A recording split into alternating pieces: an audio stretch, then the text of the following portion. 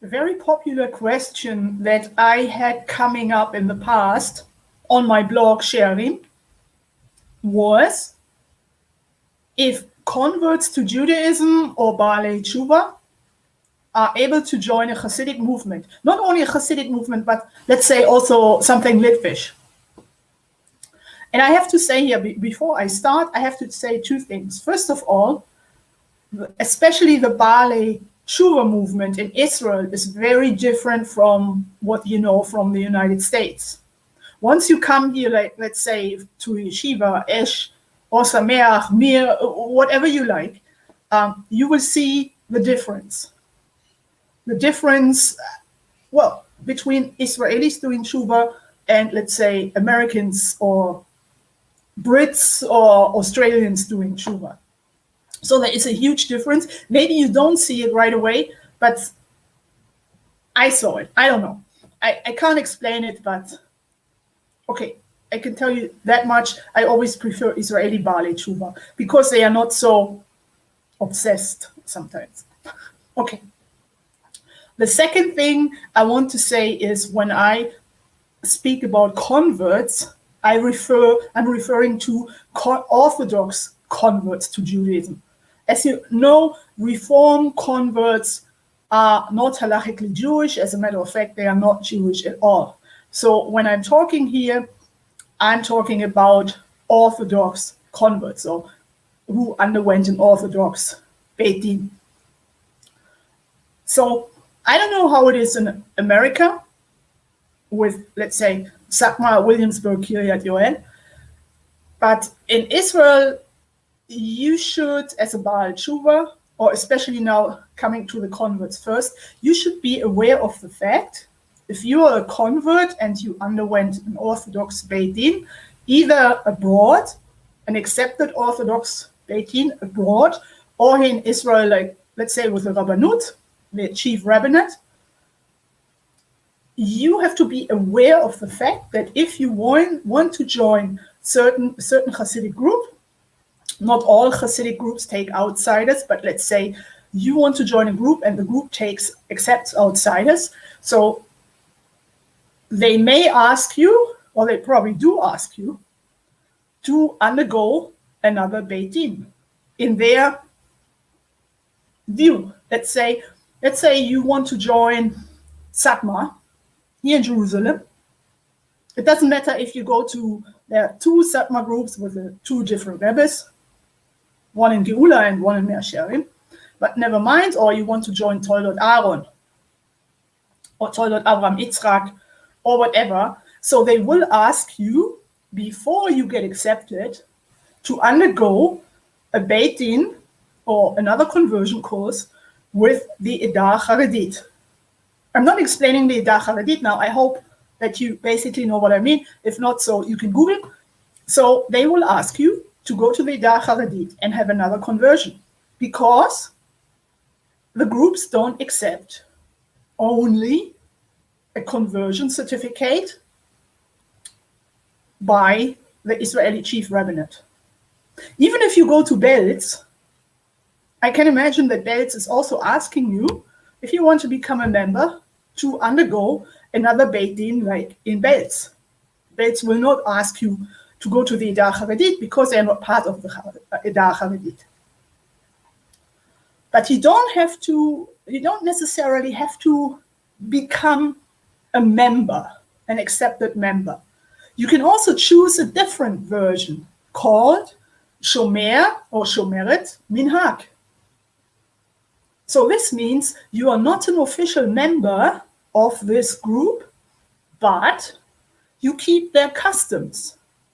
And some people even dress like them. I know one guy here in Jerusalem, he dresses like Gur, but he's a Shomer Minhag Gur. He's not an official member in Gur. So the difference is, when you want to be accepted as a member or Shomer Minhag, as a Shomer Minhag, you are, well, I wouldn't use the word free. Okay, I use the word free. You are free in a way, because you keep their custom. Maybe you dress like them, but usually people keep their custom, the custom of a particular group. But you know what? You are not so obligated You don't have all this pressure and you have to do this and that, or you have to be this way and not that way.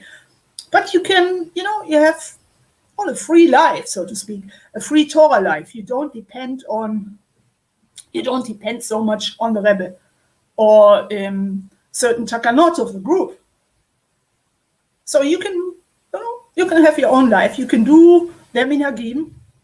I've met women like that in Toldot Aaron here in Mea Shearim, and I talked to them, and they even dressed a little like Toldot Aaron, but also yes and no. So there was a little like the same clothing style, but also not. There were differences. So I asked them, because it was very obvious, and they told me that they're Shomeret Minhag, they keep the customs, they live in Mea Shearim, but they are not an official member of the group, which is fine. But they go there all the time, meaning you go to the synagogue, to their synagogue, to the synagogue of the group, you talk to the rabbi, you maybe go to some shiurim, whatever. But you are, when it comes to the inner circle or the group circle, you are not part of this, and you know it. But the advantage is, as I said, you are, now I'm saying again, free, but you are not so obligated. You can do whatever you like. Whereas in the group, everybody's watching, especially when you come from the outside. There is a lot of pressure going on, but that's the way it is. So they will ask you to undergo another Beit Din. The Beit Din is not that you go for another year or 2 years to regular classes, but they may ask you, depending on the group, to either live with the family in their household for a certain amount of time to learn the lifestyle and halachot, or they just let you live wherever you live and give you a Beit Din after a while. But you need recommendations and all this. You may have this in the United States too. Here in Israel, a lot depends on who you know and what kind of recommendations you can provide. So it's an issue not very well known. Only when you get in touch, when you deal with this issue, and when you are planning, when you finish your conversion and you are planning or you are thinking about joining a chassidic group or a Litvish movement. Baalei Teshuva, who were born Jewish and are in the Teshuva process and decide for whatever reason they also want to join a group. Many people want to join a group because they need a certain approach. They're missing an approach. They want to feel like also accepted and also maybe be really frum and keep the mitzvot and, concentrate on the details of the mitzvot. But there's also a lot of attraction, which I think is normal. It's very human that some people are attracted by, for instance, the Hasidic world. But you should never forget reality. And the Baalei Teshuva, as I said, doesn't need to undergo a Beit Din or anything or a conversion. He's just Jewish. He was born Jewish. If he's halachically born Jewish, so that's fine. So you don't have this problem with another conversion or something. So how can I say it? What most people are also not aware of, it doesn't matter if it's converts or Baalei Teshuva joining a certain movement, whatever movement, is that as an outsider, you will never, and don't get me wrong and be offended, but I'm talking about Israel. As I said, I don't know how it is in the United States. You will never be as accepted as a member who was born into the group. You will always, in certain ways, remain an outsider. Unless you will remain an outsider, your children will remain outsiders, they will be different. Also, your grandchildren, it takes a few generations until you are until your family is really accepted into the group. I'm sorry to tell you this, but this is the way it is. You're not being told this too many times by kiruv people, because they want to do your kiruv. They want to get you closer, which is fine. But they don't tell you. Someone from the kiruv movement once told me, we don't tell these people in advance, because then they don't do tshuva, or don't get closer, don't do kiruv. They run away. They are scared, they run away, they are frustrated, whatever. So, once people are doing tshuva into the Haredi world, they will sooner or later become aware of the fact that there may be problems with them. They're not so accepted. Some born Haredim may look down on you. And they also say this. They don't hide it. At least here in Israel, people say many things. They're very open. And a lot of Baalei Teshuva, they can't deal with this. They say, hey, what's going on? It says in the Torah, or it says in Orthodox Judaism, it says in Talmud that in any Jewish literature, that a Baalei Teshuva is on a very high level in front of God, because he's going through the tshuva process, which is an issue I'm going to talk about much more now in English, because I know how it is. And how can people kind of neglect me? Because, I'm doing tshuva, and God says, or in God's eyes, I'm on a high level. Because all these other people, these frum Jews, they grew up and they don't know any better. They just grew up this way. They just keep Shabbat. They just eat kosher. Whereas for me, it's a real effort. When you are used to cheeseburgers and suddenly you don't eat this anymore because it's not kosher. So for you, it's a struggle sometimes, because you may love cheeseburgers. So how come that quite a lot, actually, from Jews look down on you because you weren't born this way? They don't even give you, it's very hard for you as an outsider, when you are accepted in the group, to get a shidduch. I mean, a shidduch like from parents who were born into this group. The shidduch was born into the group. Unless someone is unless the shidduch is a little mentally challenged, or has, is divorced a few times, or has some medical issues or whatever. So then you may have a chance.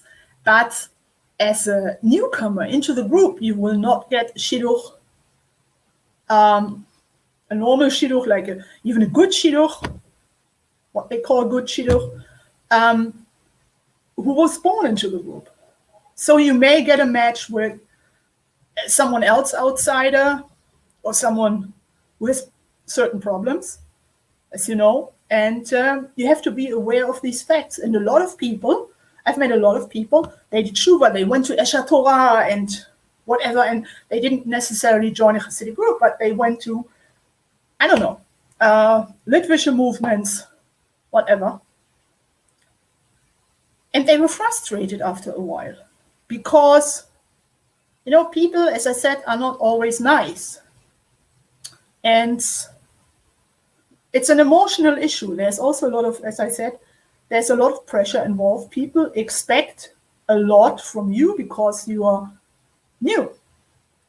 But what is even worse, this is not the worst. What is even worse is you are expecting a lot from yourself. You want to be perfect. You want to be accepted. You have this dream of being accepted. And in order to be accepted, this is what you think. You think that you have to be better than everybody else, which is not true. Other people who were born from, they know that Baalei Teshuva have problems. And unless you stand there and eat pork or you don't keep Shabbat or anything, it's not that they tolerate it, but they understand you. They understand you're new and you're having problems and you need time. But you yourself as a Baalei Teshuva or Baalei Teshuva, you pressure yourself, making it much worse for you. You pressure yourself and you in a way become obsessed with, I have to do this because it says so, and I want to show everybody, that I'm fine, I'm just frum and I'm honest and I keep this. And a lot of people fail because you think that you are doing okay. And then someone born Haredi is coming up to you and saying, you were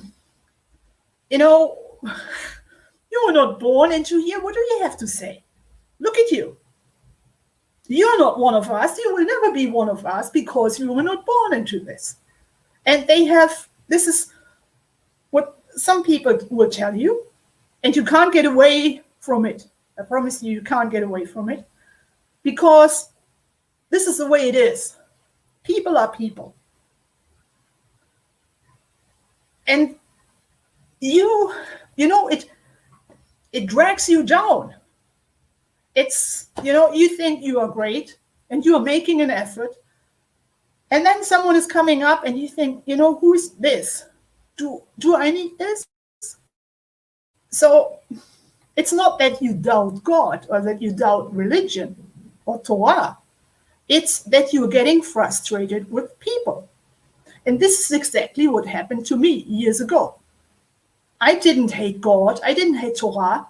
I didn't hate anything in terms of religion. But I got frustrated with people because people were some people were constantly picking on me. And I thought, F off. What do you want from me? Look at yourself. You have enough to do with yourself. As Rabbi Steinsaltz, by the way, I can recommend a book written by Rabbi Adin Steinsaltz. It's called Teshuva, Repentance, or something like this. It's a great book, and it will help you a lot. And he says even born Jews, like from Jews, have to do Teshuva every day. You shouldn't take this for granted that you were born into a certain society. But people today, you have to face reality. People are not like this. Of course, people think, you're better. And once a Mea Shearim woman, I think she was from Toldot Aaron. I was pretty new and I couldn't tell who she was. Today I could, but then I couldn't. I think she was Toldot Aaron because she lived in a certain kind of backyard. And she said to me, you studied at a university. This is already like a blemish. You studied in university. This is a blemish in various societies. In Toldot Aaron, this is not very common.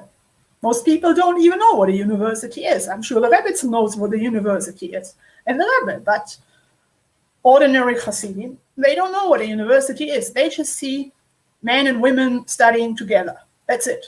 You're finished. Or I learned Hebrew. I did 2 language courses, ulpanim, in 2 different kibbutzim. And I told her that. And she asked, religious kibbutzim? No, secular. In one, they even ate pork. Okay. And I didn't tell her that.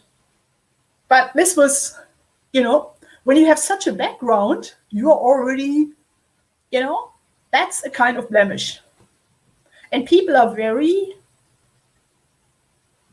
suspicious and very careful to whom they talk and who they accept. For instance, on my blog, Shearim, I wrote about, sometimes, I wrote a lot about different chassidic groups, in Mea Shearim or in Jerusalem and also in Bnei Brak. And I try to find out how people are getting accepted. What are the rules of getting accepted into the group? And I talked to one Toldot Aaron woman. I was on Shabbat in the morning. I went to the synagogue, and I was sitting next to this woman, and she asked me who I am and everything. And so I tried to find out, to sneak in and try to find out what are the rules in Toldot Aaron of accepting new members. And she just looked at me. I mean, I was dressed not too Haredi, but serious, modest. And she looked at me and she said, "Do you know Chabad?" Which was quite funny. And I said, "You mean because Chabad accepts everybody?" And she said, "Yes." Well, I didn't tell her that I'm trying to find out for my blog and everything. And as soon as they hear the word internet, it goes like there is this red alert going on. But it was just, I found it a funny response.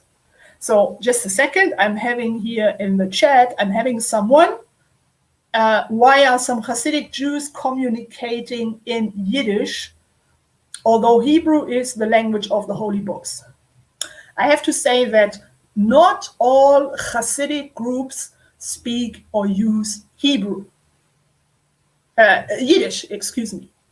Not all Hasidic groups talk among each other in Yiddish.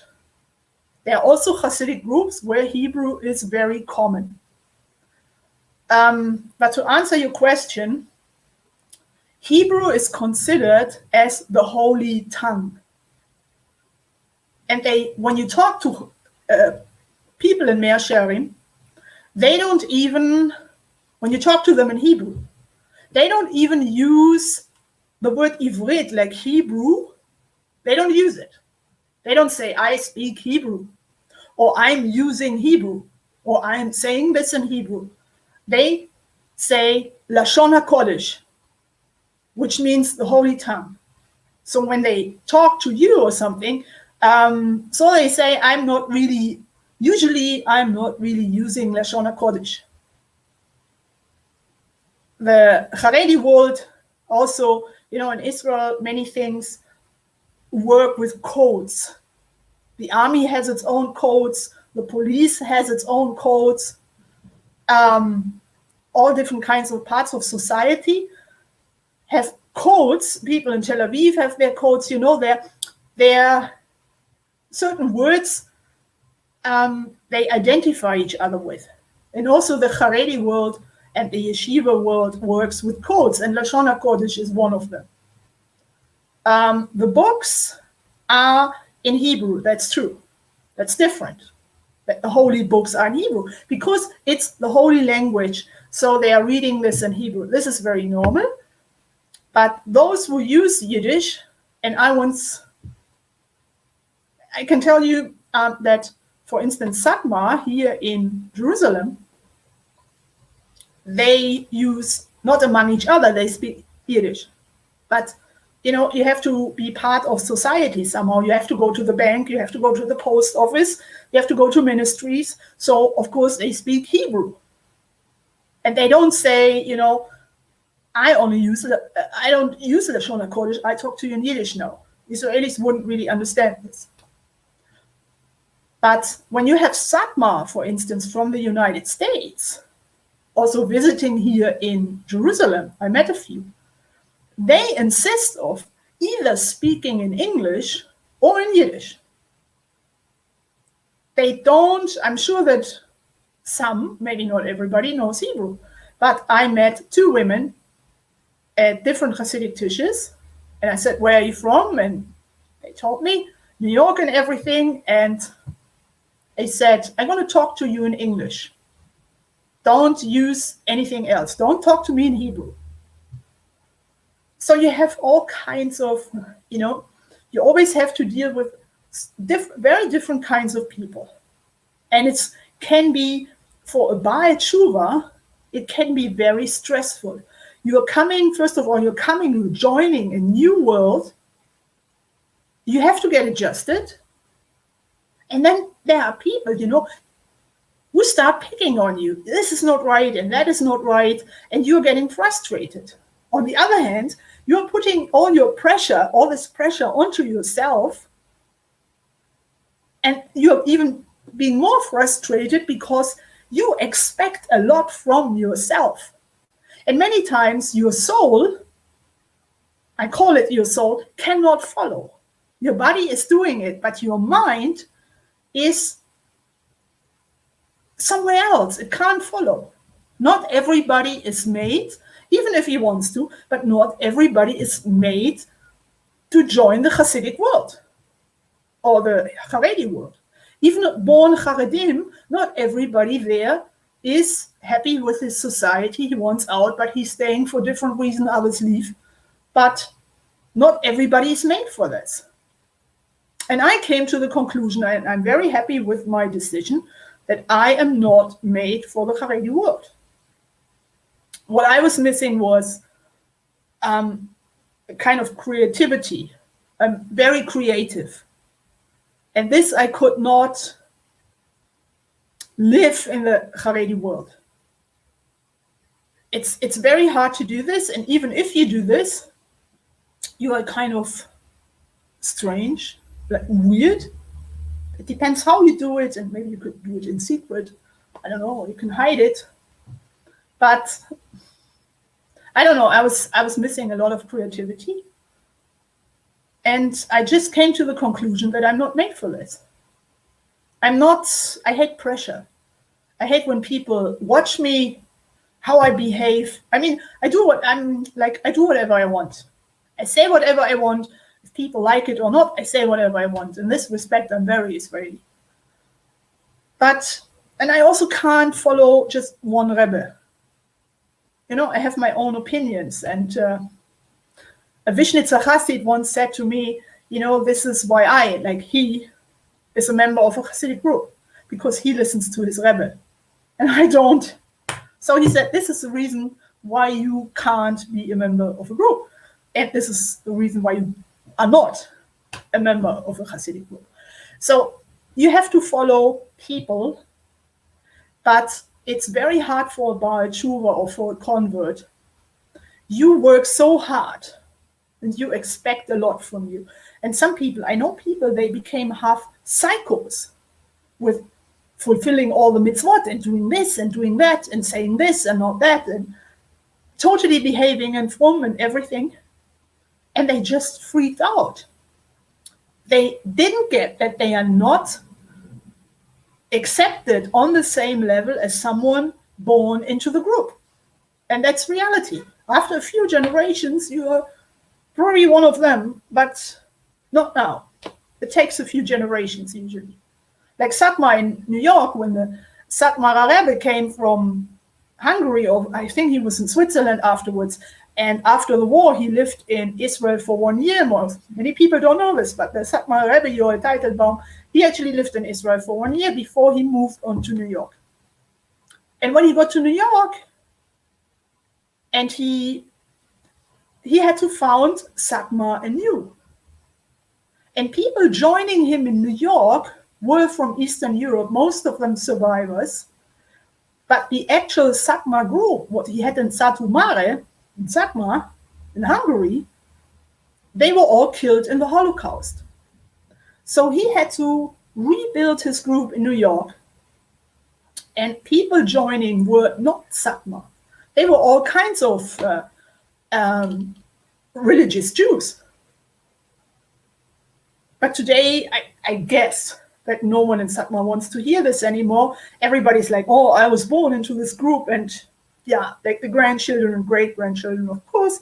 But when the Satmar Rebbe actually rebuilt his group in New York, most people joining him were not born Satmar. But this is, and also other Hasidic groups had to find themselves a new, also Chabad, in the United States after the Second World War. So then it was probably a little easier. But today, you know, especially in the, I would say, past 10 years, especially in Mea Shearim, there's an attitude of, among Hasidic group members, it's like, I'm better than you. I'm more holy than you, and I'm better, and you are not like me. Also among each other. And there is like, there's also this rival and everything between the groups. And everybody wants to be better, which is very sad today, I find. But coming back to the actual subject, when you join a chassidic group, you have to talk to certain people, of course, to the Rebbe, to the Rebbitzen. If you are a woman, you talk to the Rebbitzen. And you get like a trial period. 2 years, 3 years, I don't know. And usually the Rebbe won't tell you to to dress like the group does. Only once you are an accepted member, you change your clothing style. But before, usually the Rebbes tell people not to change. As a guy, you can come in a black suit or something, black hat. And as a woman, skirt and everything, modest. But not always they tell you like to change your clothing right away, not as long as you are not an official member. But, once you are in, even then it is not easy. It's not Baalei Teshuva, la la, and, chassidic, everything is so great and everything is so spiritual. It's work. It's hard work. It's also hard work for born chassidim or born charedim. It's new work every day. And I wish you that you adjust somehow and that you only meet nice people who are nice to you. And even when you meet, there are always idiots, okay? So don't get upset. Don't go into depression or think like, F off or whatever, I'm leaving. Don't give up. If you are happy there, you will find happiness. And there are always nice people and not so nice people. Even when you are a born member, you have friends and you have that kind of enemies, people who don't like you too much. But it's a struggle. It's a hard struggle. And you should consider this in advance, because not everything is la, la, la and so great. But they are also, you have to be realistic. You have to be very realistic. And people who are made for this will be happy, and others should, when they are not happy, they should just leave and look for something else. Not everybody, as I said, has to be Haredi. There are different options. So this is what I have to say. There are a million other things to mention. Of course, I forgot, and there's not enough time. I've already spoken for half an hour. I'm going to make quite a few more podcasts, especially on Baalei Teshuva, on the Teshuva movement. But I do refer to Israel, especially to Jerusalem. I don't know what's going on in the United States. I have no idea. So I can only talk about Jerusalem, what I know from my own experience. I hope that I can find, I may have one already, that I can find more people joining the podcast and talking about their experience. Whatever the experience is, if it's good or bad, whatever. And so far, thank you for listening. And I hope you're having a successful tshuva and that you are being, in your sense, more or less accepted, and that you will be happy and not regret it. Have a good day.